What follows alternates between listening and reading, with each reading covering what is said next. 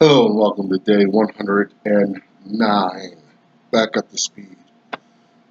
I'm Tom Lenz and I back, 365 days towards racial change, going through our series on the signers of the Declaration of Independence. Today, got two guys, past couple signers have been all over the map as far as slave ownership and how they made their living. But today I think we have two firmly devoted slave owners, people involved with the slave trade, both from what we would consider southern colonies. First off, this project has gone on, and I'm disturbed, firstly, with our current events, this Mueller Report, this asinine behavior out of the White House made public. The whole world sees the United States in confusion. Southern border conflicts within, without. It's too much. We can do better. And I would say the problem is they've not treated black folks right. And it's a systemic problem and an attitude. And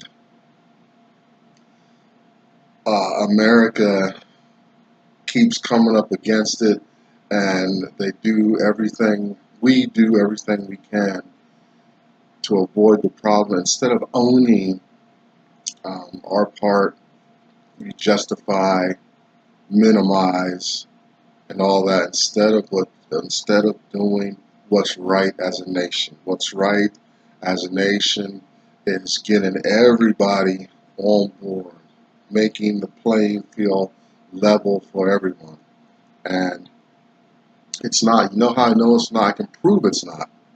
I can prove it's not because I can bring out the Constitution. I can bring out volumes and volumes of law that state that fact. American law is in place because somebody vulnerable is in need of some advocacy, or somebody with power is taking more. That's why we have the laws. And what we bring out these laws to do our best to minister to everyone as we can, but somebody's always left out. We can't make it so it's a nice, even playing field.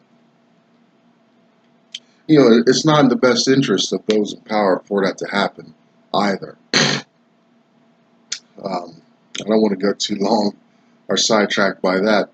But see, I don't know. Maybe fortunately we got a madman in the White House, so we can rip the cover off and see what's going on, seeing who has what rights and what power, what authority. But the ultimate thing, why this project continues 365 days towards racial change is about the discrepancies against black Americans, especially those descended from slaves. Two thoughts have emerged from this project. First thought has two parts. First part is the black conditioning from the slavery days prevailing? Does it continue on and passed on from generation to generation by environment, by white people, other races and tongues, what have you? Is it continuing to assault, continuing an assault on black folks? in America. Black folks doing it to themselves, the world doing it to black folks. Is America purposely keeping black folks poor, dysfunctional, bearing dysfunction of the nation? These things. Important things to think about as we go through. We'll see various forms of evidence. You have to be the judge and do your own homework. And the second part of that first thought is, does the white mind, white entitlement, empowerment, expectation of privilege get passed down and on from generation to generation, from the slavery time, from the European colonialism? Does that continue to uh, have sway among white folks? You know my feelings if you've stuck around here for any period of time. Second thought is a burden for financial literacy for black folks. Do we understand corporate structures, entities? Do we understand, some of the people we see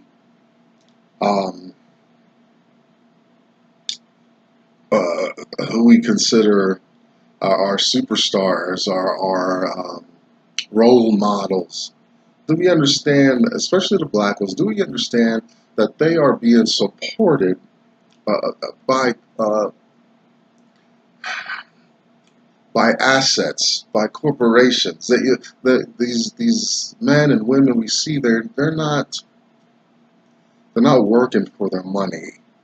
They don't work for money anymore. Do we understand the rich don't work for money?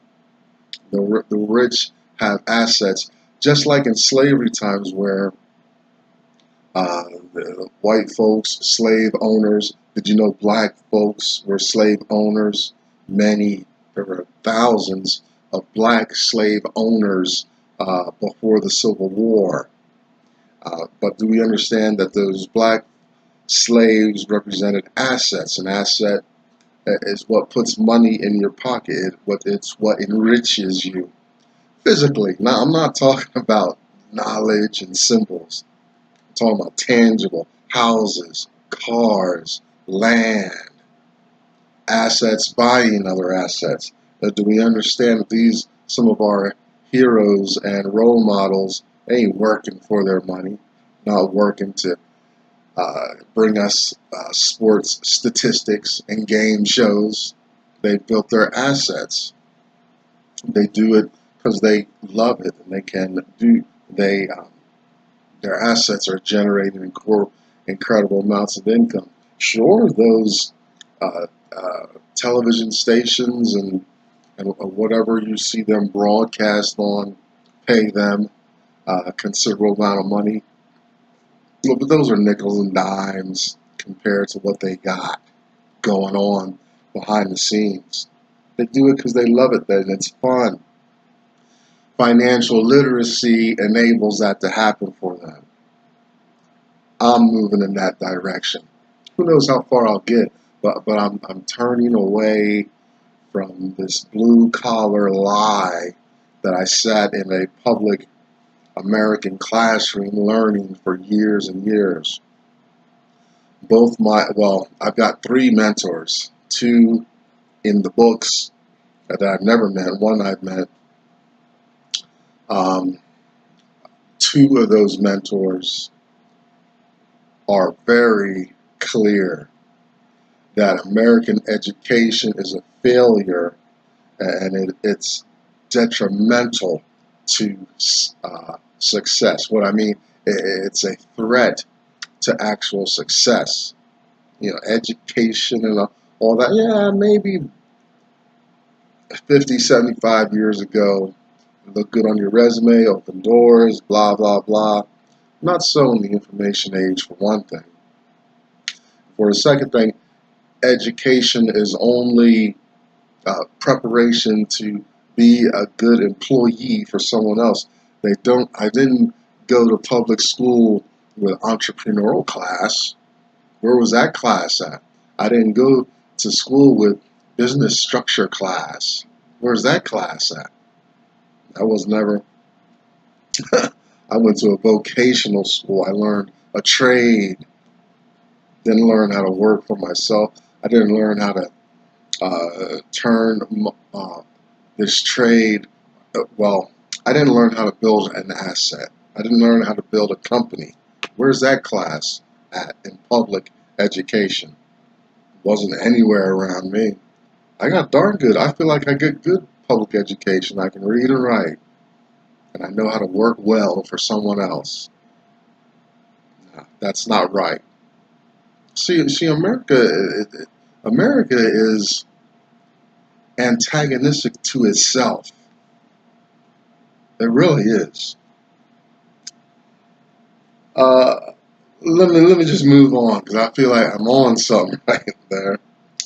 Um, but I don't want to belabor that. We're going to get. We got more than 100, 200 days to go for me to articulate that entire argument. So we don't have to do it all in one day. Dr. Claude Anderson is one of these mentors that I've never met. He's written 3 great works. He's written many works. He's all over YouTube, easy to find. A Black History Reader, 101 Questions You Never Thought to Ask. We come out of that. I want you to get these books too. Please get them. Black Labor, White Wealth, Search for Power and Economic Justice. And Powernomics, his national plan to empower Black America. Get those books. You can find Dr. Claude Anderson at powernomics.com and the Heritage Institute in Washington, D.C. You see behind me, hashtag us too. You see Black women essentially getting together, supporting one another, having a discourse. This is a response, I understand, to the hashtag Me Too movement. I don't know much about either, but when I visited this hashtag, that's what I was presented with, and I keep this up there in support of that. Black Enough, BLAGGENUF, is a great place to also mingle. It's kind of a Black Facebook. If you found me here on YouTube, you have the tools to find whatever community supports you, just so we're not all, if you think we're all Eeyore and we don't laugh and smile here at racial change, we take a fictional look at slave life and oppression, marginalization, mid-1800s slavery, right before the Civil War. Harriet Beecher Stowe's work, Uncle Tom's Cabin, and I'm almost finished the book. Please get it. It's a fictional account, but they're based on, I believe, on some factual tidbits on there, where that book informs theater with blackface you can think about, and stereotypes of Black folks and white slave masters and white male power structure. We're going to finish up our, well, not finish up, but continue on with our series of the signers of the Declaration of Independence. 2 men I much believe they were slaveholders, not much with explicitly in the way of slavery, but let's see what they have to say.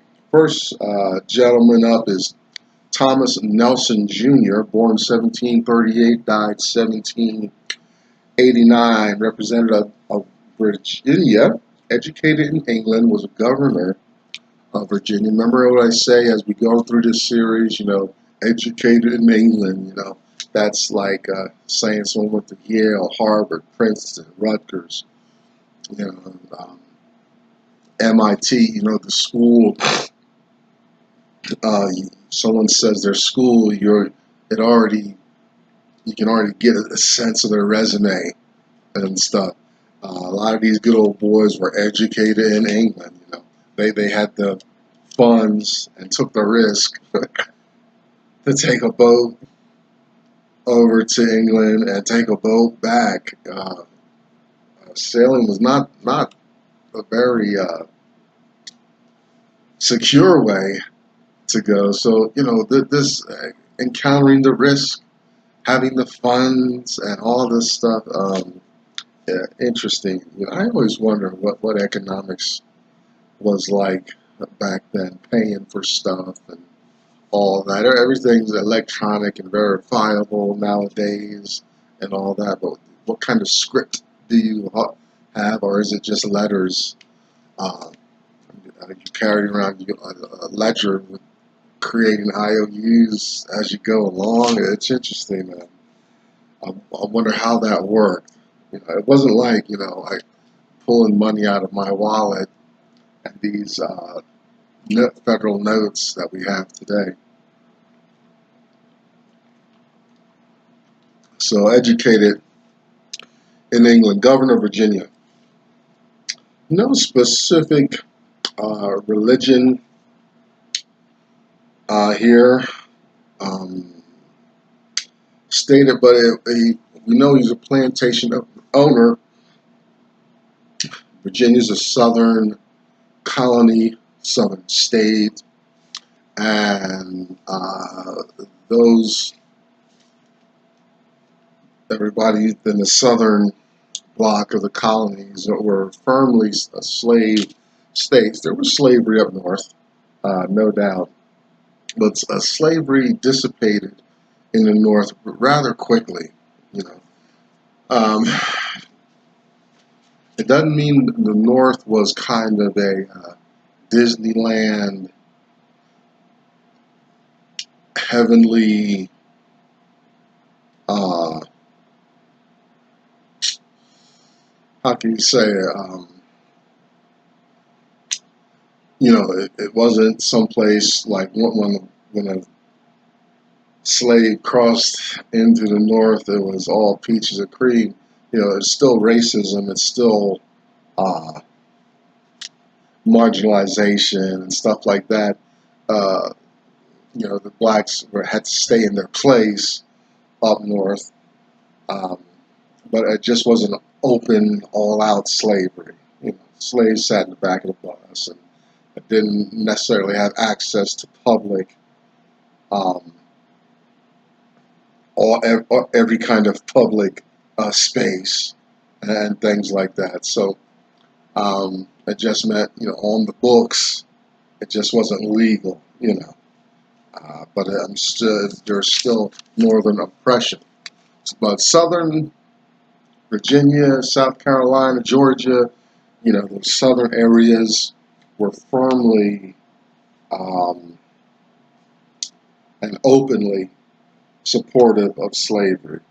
So this guy, remember we talked about these people are black superstars having enough assets so that they can fly around and speak on talk shows, game shows, and sportscasts and things like that. Well, it's because they're assets. They do it for fun. They're having fun doing that. Many of them are doing it for fun. And anybody you see, if they're wise about their money and how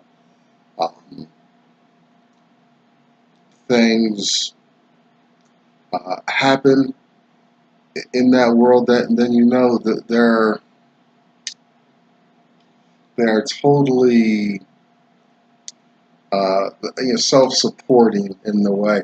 So these politicians, these guys that signed the Declaration of Independence, essentially had their assets working in the field, especially the slaves, the slave owners, because the slaves were doing the work. They just come on there, they just look through their ledgers, see if the books are right, balance sheet, income statement, cash flow, all that right, good. I'm all going back off to sign the Declaration of Independence. They had that freedom. It wasn't like me leaving my blue collar job. Okay, I'll see you later. And, keep giving me a check. No, my body has to be there to make it happen. You know, I don't send anybody to my job in my place to keep the income flowing, you know, because are we starting to get the idea? You know, these weren't embattled guys struggling to make ends meet to sign the Declaration of Independence. You know, they had something going on. And all our politicians have some kind of business interest. Yeah, they're public servants and they do blah, blah, blah. Follow the money. And then we can have an honest conversation. See, if I talk to them, I can say, look, I work here and blah, blah, blah, blah, blah. Well, I'm a politician, blah, blah, blah, blah. No, man, how do you make your money? Show me, teach me. Do the American thing and let me in. Don't get me in on the inside. Now, you're not going to let me in, so I'm getting the information myself. Step aside, stay out of my way. Thomas Nelson Jr. And he signed, we say he signed the Declaration as the will of the people. You know, I put that in. He's a representative. And of course, you know, the signers of the Declaration, while they are kind of independent white men, essentially, they are still sent representing a group of people, the will of the people. So I just default to that if I don't have enough information to say, oh, if they were a leader and being vocal against stamp acts and tea parties and having uprisings, you know, if I don't find any of that language in the research or coming out of Wikipedia, that's my default. Next gentleman up is William Paca. Now, they say he's got some Italian ancestry. Paca is a very interesting name. It's got that very romantic flavor to it. So Italian, Spanish, French flavor. William Paca. So Old Bill, born 1740, died 1799. Now, he's from Maryland. Now, Maryland, remember, well, I'll probably reiterate it at some point in the year. I think I've done so a few times already, but Maryland was one of the crucibles of the origination of black marginalization laws and edicts and things like that. Blacks will not share in the rights of white people. All blacks will be slaves. You know, Maryland, they just took.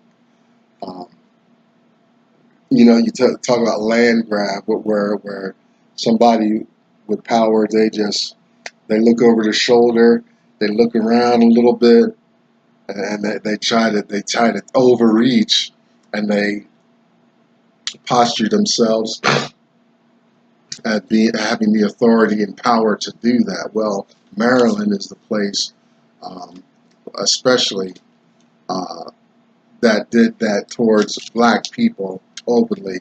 You know, black folks cannot share in the wealth and resources of white people. They looked around, nobody challenged them for 25 years. All blacks shall be slaves. And they looked around, okay, no retaliation, and it just continued and snowballed. You know, we just don't have enough of the black mind back then. Interesting. You know, I've heard lobes at the back of our brain that keep us from retaliation or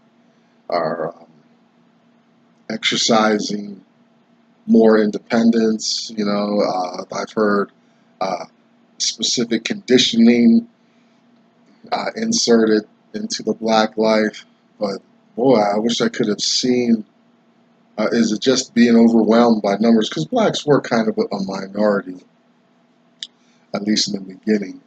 We're very convoluted, you know. I wish I could see point by point how black folks got into this situation that they were in. They participated as well, you know. Their their abstinence and apathy to a degree. There's abuse and coercion applied on black folks. Yet the Native Americans, they fought to the death. Um, Certain black communities fought to the death, fought back, you know.